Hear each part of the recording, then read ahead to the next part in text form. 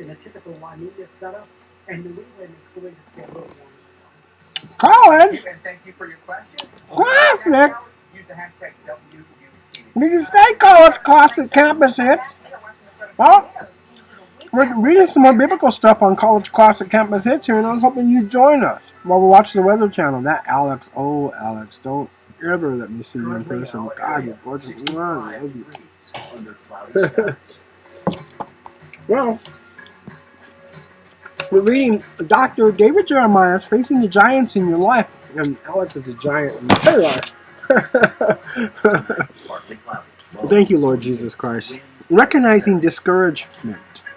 You ever run into discouragement and you're not quite sure how to deal with it? Well, we're going to tell you how, because Dr. David Jeremiah knows exactly what to do.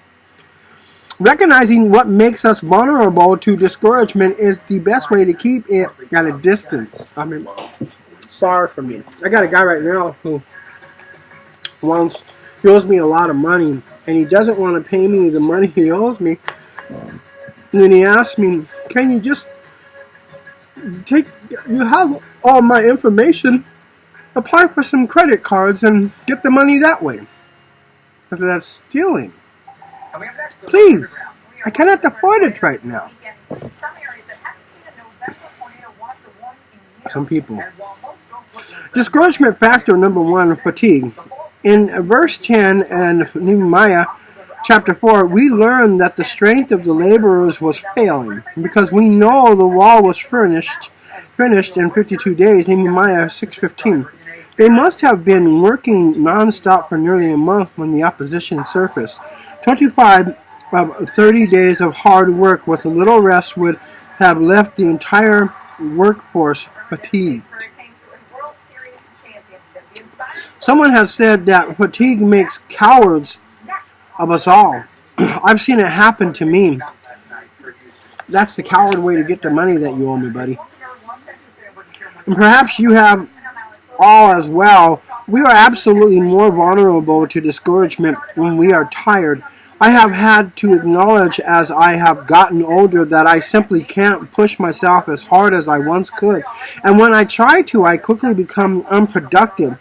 I recognize that my basic personality type, do more, accomplish more, is probably not going to change at this point. But what I have learned to change is the way I work. When I'm working, I still work hard as well, as we all should, but I've learned to take time to rest and recuperate instead of those breaks keeping me from accomplishing work. They actually enable me to do more in the long run. It's a matter of living life like a marathon instead of a sprint. As a result, I find I keep the giant of discouragement from interfering with accomplishing my goals.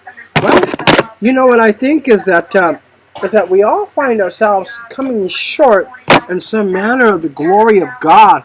And I think that a lot of us are challenged every day by this coming up short of the glory of God. And we just are seeking so much more than probably anyone could even imagine.